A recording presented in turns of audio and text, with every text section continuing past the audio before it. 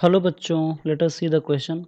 What is a phasor diagram? Draw a phasor diagram when a pure resistor is connected across an AC supply and show that current and voltage are in the same phase.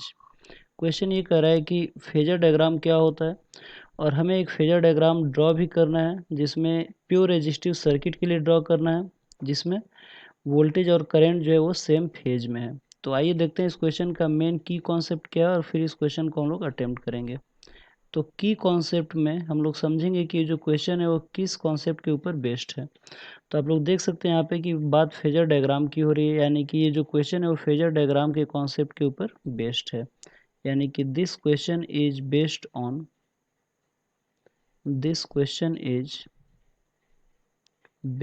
On phasor diagram. ठीक है। अब phasor diagram क्या होता है, तो आइए समझते हैं कि इस सोल्यूशन में हम लोग देखेंगे कि फेजर डायग्राम होता क्या है। ठीक है।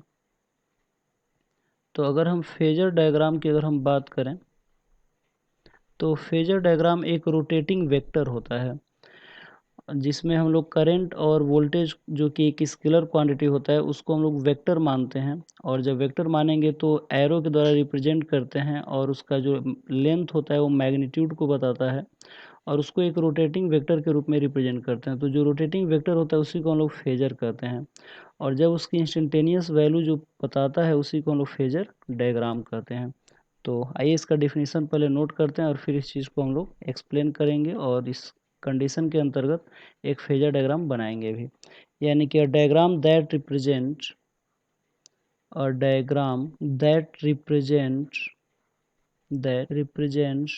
alternating current and voltage of the same frequency as rotating vector। जो रोटेटिंग वेक्टर होता है उसी को हम लोग फेजर बोलते हैं। ठीक है।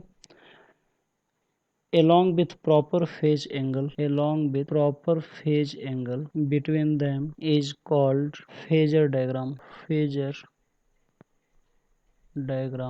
ठीक है। तो आप लोग देख सकते हैं इस डिफिनीशन से कि एक ऐसा डायग्राम जो रिप्रेजेंट करता हो अल्टरनेटिंग करंट और वोल्टेज को जिसमें दोनों की फ्रीक्वेंसी सेम होनी चाहिए और एक रोटेटिंग वेक्टर के रूप में, और रोटेटिंग वेक्टर जो होता है उसी को हम लोग फेजर कहते हैं, और जिसमें हम लोग उसके फेज एंगल को रिप्रेजेंट करें उसी को हम लोग क्या करते हैं, फेजर डायग्राम करते हैं। अब क्वेश्चन ये कर रहा है कि प्योर रेजिस्टिव सर्किट के लिए हम एक फेजर डायग्राम बनाएंगे जिसका फेज एंगल जो होगा वो दोनों के लिए सेम होगा, मतलब वोल्टेज के लिए भी और करंट के लिए भी।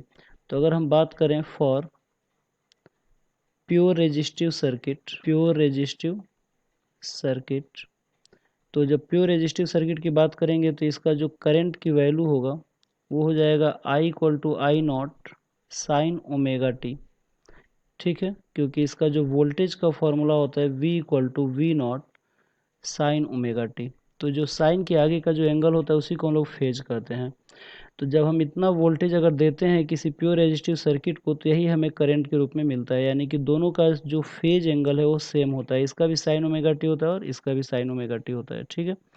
तो इसी को हम लोग एक ग्राफ के रूप में रिप्रेजेंट करेंगे। ठीक है। और जो ग्राफ होगा वो हमेशा एक रोटेटिंग वेक्टर के रूप में होगा। ठीक है। तो यहाँ पे हम लोग सबसे पहले क्या करेंगे कि दो लाइन ड्रॉ करेंगे, एक एक्स एक्सिस के लिए और एक वाई एक्सिस के लिए। ठीक है। तो ये हमारा एक्स एक्सिस है और ये वाई एक्सिस है, को हम लोग वाई एक्सिस लिखेंगे और इसको क्या लिखेंगे, एक्स एक्सिस।